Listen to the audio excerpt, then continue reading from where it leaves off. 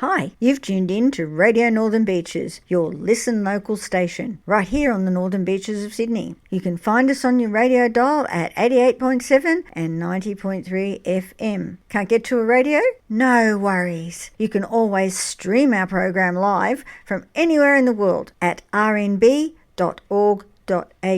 And for listening on your own schedule, our podcasts are available globally at rnbpodcast.com.au. So be sure to follow and subscribe so you don't miss any episodes. Now, here is our latest podcast. So let's talk to Paul now from Shark in a Bus. So Paul, shark in a bus. How do you fit a 5-metre shark in a bus? Well, it was a little bit of a challenge. We had to cut the back off the bus and lift it in with a forklift and then build the display case around the shark. It was quite an effort. That is a big effort. So what sort of preservation and whatever do you have to do to the shark in the first instance? I'm not actually sure what was done to it. My father was the one who preserved this shark, so he's the family shark. And from what I understand, it's a form of mummification. So the shark's been dried out, most of the insides have been removed and then treated with chemicals to stop him from decaying. And so he still looks real? Yeah. Being that close to that big a shark has to be something. Yeah, it's quite astounding, really. I'm still impressed by him after all these years, having known him so well. But he really gives people the sense of scale that you just don't understand from a documentary or a shark book. It's incredible to come face to face and understand how big they are. And it's a bit daunting at first, but it really helps people understand that if these sharks were actually a major problem or out to get us, they'd be biting people every day. You know, it wouldn't be a once in a while occurrence. They're just so big and so powerful. There's nothing we could do to stop them. So we have to show them quite a bit of respect. Absolutely, respect and understanding. It's like any type of animal. When you understand them, you can be a lot safer around them. You can make better choices. People who don't understand horses get hurt. People who don't understand dogs get hurt. If you understand sharks, you can really reduce your chance of getting hurt. So we listened to Lauren and she talked to us about the sharks and the shark nets and how the shark nets are really starting to cause the problem rather than defer them and how far out they are. So your bus does a lot of education around shark and marine life. Tell us about that. Yes, Shark in a Bus, it's an old heritage museum. It actually has its roots in Perth's first oceanarium, which was the Cottesloe Oceanarium. So it was a shark tank that was set up during the 60s. We exhibited there, and when that closed down, my father wanted to keep on teaching people about the ocean, but he'd gone off the idea of keeping wildlife for display. He thought that was a bad idea. And we had a whole lot of objects that we collected over the years, so built a museum around it. Since then, I guess since the 1970s, on and off, this collection has toured or been set up on display in various places around the country, and now we're in New South Wales. And get to have a look at the shark bus. You can actually climb into the bus and have a look at all the different things in there and be educated by it. It sounds like it was a family business. How did your father get into it? He had a passion for the ocean. He started out as a professional fisherman, and he was fishing skipjack, pole fishing in Africa off Durban. He was scientifically trained and became a pathologist. He worked that for a few years, but then he really just kept on going back to his love of the ocean and what he'd experienced when he was out there fishing. When you're fishing, you see a lot of interesting things, and he just wanted to share a lot of that stuff with the general public, so he had this dream to make an aquarium, and he did. So a bit of an odd start from professional fisherman to curator of an aquarium. But that's where it all started, and then it turned into a static display when that aquarium closed down. I think it's been across the Nullarbor, I think about 6-7 times now. So you go all over Australia, don't you, with the bus? Yeah, it did have a little bit of a break. We were exhibiting in Fremantle. We had a floating museum there. So wow. It was originally in a bus, then it ended up on a boat, then it went back into a bus. This shark has really gotten around. Frankie, we should probably call him by his name. That's the polite thing. No, it's a really fun little project. It's an old-style heritage collection. I think Victorian cabinet of curiosities. We have quite a diverse collection, anything from the great white shark is the centrepiece. We've got old vintage dive gear, pieces of Skylab, all things. So a little bit of space history. How did you come to get pieces of Skylab? Well, when Skylab crashed, fell over the southwest of Western Australia, a lot of debris fell around Esperance, and there was a bit of a gold rush. Everybody who could get there went hunting. We managed to find 3 pieces, and that was actually quite a story. The Shire of Esperance, I believe, actually issued NASA with a littering fine, which I don't think us a paid, but I thought that was quite a nice little statement. So how did you manage to find it? Just went looking, and when you're out in the bush, out in the desert, and you see something that is made of space-age material, chances are it was a piece of Skylab. So we just found insulation, which was mainly the type of components that survived re-entry, but it was quite obviously composite material, not what you'd expect to find in the bush. Okay, back to the ocean from space. You have a lot of different items in the bus. You have a large jaw. Yeah, we've got shark jaws, so you can check out the amazing dentition of these animals and see how they work. We have a whale skull, rib bones from whales, so you can just see the difference in scale between skeletal systems and whales. There's a leafy sea dragon who's really cool. That's probably one of my favourites. They are beautiful, aren't they? Yeah, really, really gorgeous. And that's a wet specimen, so it looks almost like it would when it's alive. Oh, wow. So a lot of people don't get the chance to see this kind of thing. Really, only if you're a scuba diver, you get to see this. Sometimes you might see them at an aquarium, but this lets us go places where aquariums can't, or take it to people who can't dive. That's amazing. So being a family business, your father started this, and I know that you work in other areas, technicians, etc. So how did you get into taking on the Shark in a Bus? That was a bit of a story. Dad tried to get me to take over when it was operating in Fremantle as a floating museum, but I was too busy playing rock and roll in bands and couldn't give it the attention it needed. So I declined that offer, which was probably a silly thing to do in retrospect. But he put everything in storage and he went adventure sailing, cruising around the world. Eventually he ended up sinking his boat, and he and his wife had to get rescued by a Turkish freighter in the middle of the Indian Ocean. Yeah, so he came home. He actually got sick and he didn't have too long, and he just rang me up one day and said, "Paul, come and get the shark or I'm taking it to the tip." Oh, and you couldn't let that happen. Yep. So I rang around a few favours, lined up a truck and came and grabbed the collection, which was all boxed up. And it bounced around a few friends' garages and things like that for a little while until I got organised. And then I bought an old vintage bus, which was 1957 Leyland Royal Tiger Worldmaster, for those who know buses, which was one of Perth's first public buses. It was an early public bus in Perth. Yes, I refitted that as a museum. So this is the second bus that this shark has been in. But that's how I ended up taking custodianship of this collection. It was quite a unexpected and interesting process. It sounds like it. And of course, COVID messed everything up with everything, rock and roll and your shark bus, because everybody had to stay inside and couldn't go out. So how have you been going since COVID has finished, and how's the viewing of the bus been progressing since then? COVID may have slowed down our opportunities to exhibit, but it did give us an opportunity to do some renovations on the bus. So we managed to fix a bit of rust and give it a new paint job, so it's looking really great. Yeah, we've been getting more bookings, exploring the idea of doing a big national tour perhaps next year. So how do you book a shark bus? Well, if you can find me, you can book me. So you have a website? We do have a website, sharkinabus.com. Yeah, it's a mix of things. People hear of us and request us. Other times I see an event and think, wow, I'd like to be a part of that, and I chase them. Councils book us for public education, festivals. It really is a bit of a have shark will travel kind of scenario. I bet there's a few schools out there that would love you to come and see them. Oh, yeah, we love schools and school group. All right, let's go back to Lauren's interview.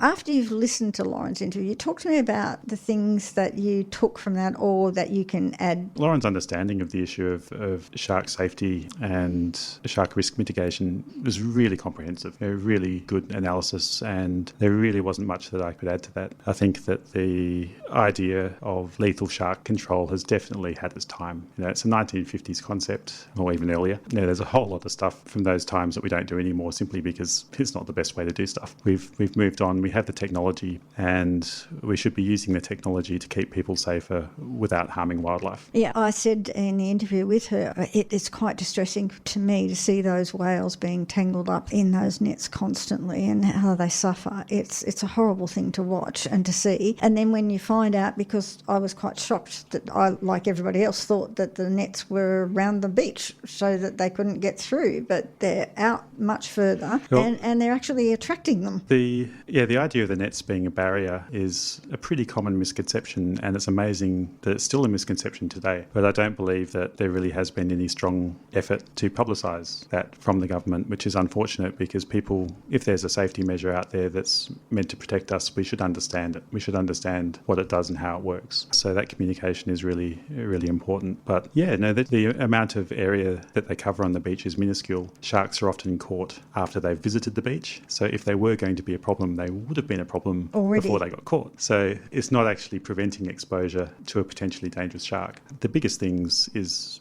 understanding shark behaviour, those warning signs that indicate that the risk is higher. Things like those bait balls that Lauren talked about, they're a big one. If you see schools of bait, predators are attracted to that. If you actually see predators feeding, like the dolphins or birds feeding on those bait balls, there are going to be sharks underneath also them feeding. And a little behaviour which, if you've done a bit of surfing, you might have noticed fish, bait balls, fish that feel threatened, if they see a larger object, they'll hide behind it. So if you're sitting on your board and the shark's chasing a bunch of bait fish, those bait fish may try to use you as cover. And that increases the chance of a bite on you because you've got your foot or your hand flapping around and the shark may not recognise that as being part of you. It might think that it's part of the fish. So that's often, when there's a bait ball related bite, the bait may have been using the person who got bitten as cover. So little behaviours like that. If you see those bait fish, get out. If you smell oil, fish oil in the water, that's a good time to move on because that means something's probably been chomped in the water near you and the oil floats up to the surface. Well, there you go, surfers. Take note. Visibility is really the big thing. If sharks are quite visual hunters, if they can see what's going on, they'll make a judgment by looking. And if they get a look at a person, they'll almost always discount us as prey. So they'll just go, that doesn't look like my food, and they move on. The problem rises when the visibility is low and they're using their other senses to determine whether or not there's a feeding opportunity. So if they're hearing, if their lateral line electrical sensors are giving them good signals, then they may make a bite to see, well, this feels good, sounds good, it's making all the right signals. Yeah, maybe I'll give that a go. So not having that visibility, the visibility actually works as a protective mechanism because they'll have a look and go, generally they'll go, nah, that's not what I'm after, and they'll move on. And we're actually seeing that with the emergence of public drone operators, just general people going out flying drones. We're seeing again and again and again swimmers in the water, surfers in the water, oblivious to a shark's presence. The shark comes up, gets into visual range and turns away and moves on. And we see this kind of interaction again and again and again. Amazing. And it just really highlights that the sharks are there, they have the opportunity, and almost invariably they leave us alone. And when something does go wrong, there's usually another factor, like the prey species in the water, a dead whale nearby, fishing activity. If someone's throwing bait and burley and fish frames in the water, that gets the sharks interested. So if you're swimming around that activity, that increases your risk. It's really fascinating to understand that there's usually a reason why these bites occur or something that has increased that risk. And the risk is still very low. You've got to be unlucky. It's good to understand so you can avoid those situations or at least make an educated choice and say, okay, I can see that bait ball out there on behind my favourite break.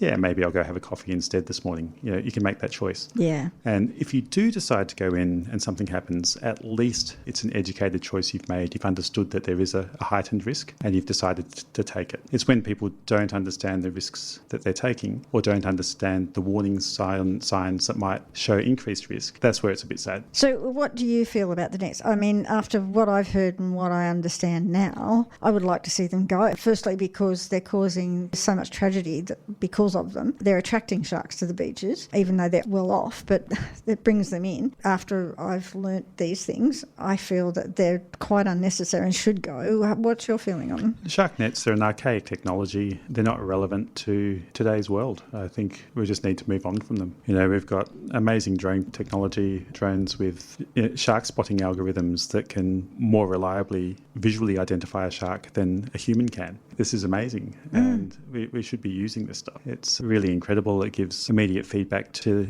personnel on the beaches who can let people know there's a higher risk situation. It means they can respond immediately. It's a really great way to have a more focused and responsive approach to shark safety that doesn't involve killing wildlife. Yeah, because too many innocent get taken out. And even the target species, honestly, they don't deserve to be killed for someone going for a swim. They're just doing their thing. They're travelling through an area which is actually part of their habitat. There's a reason why they're there. They use these places for, they might be transiting, they might be feeding in the area, they may be breeding. We really shouldn't be getting in the way of those behaviours.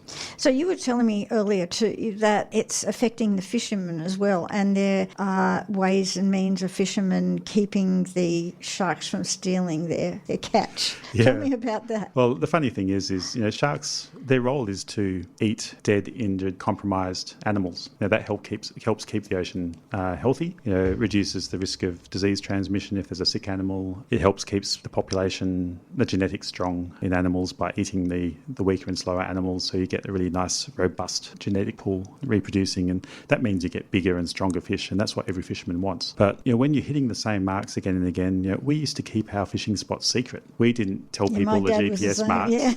Yeah, and now there's people hitting the same spots again and again, sharing marks. Sport fishing with light gear, it gives the shark a better chance of actually getting the fish off the line. Catch and release, essentially feeding sharks if they're around. You're dropping in compromised fish that are exhausted from the fight. Yeah, so you really should be, if you want to fish in a way that is less likely to encourage shark depredation and teach these sharks that they can get an easy feed, you just got to get your catch in fast, get your bag and leave. And if the sharks turn up, go somewhere else. Don't keep fishing. But there is technological approaches on the horizon. There's work being done on shark deterrents that fishing boats can use. So if you are running a charter, or if you're a local fisherman who regularly hits local spots because they're within reach of you, and that's understandable, you will soon be able to have deterrents that help keep the sharks away from your boat so you can get your catch and move on. And that's really where it's at, because we don't need to cull sharks to keep people safe in the water, swimming, surfing, diving, and we certainly don't need to cull sharks to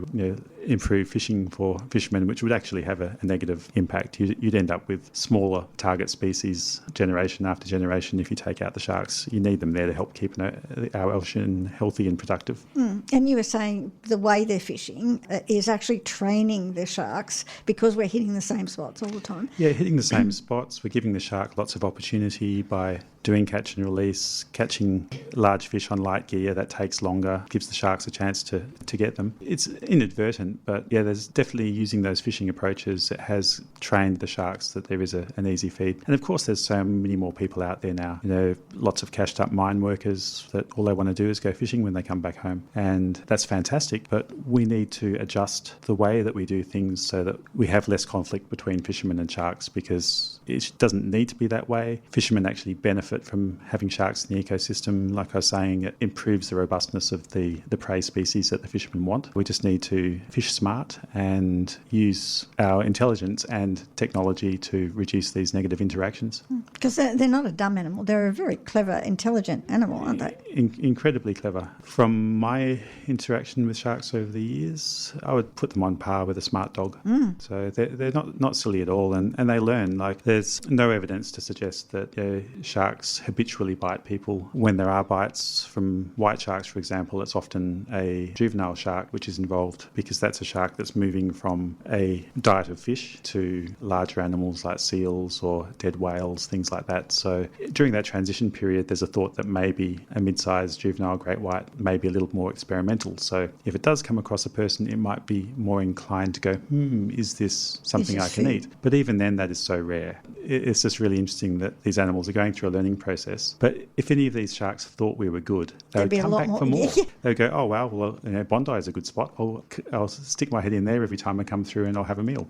Yeah. And that's what they'd be doing. They're highly migratory. They move through areas, but they will often come through areas again annually or biannually. When they're in the area, if they've had a really good feeding opportunity, there is a suggestion that they'll remember this area was good, so they'll stick their head in and have a look and go, what's going on here? So yeah, if they were getting something out of biting people, they'd be back, and it'd be pretty obvious. We can get DNA from shark bites now. They often leave material behind when they bite someone, so we haven't had any evidence of repeat offenders, so to speak. So even killing a shark that was involved in a bite is not a useful idea. You might just be killing a shark that's learnt we're no good to eat.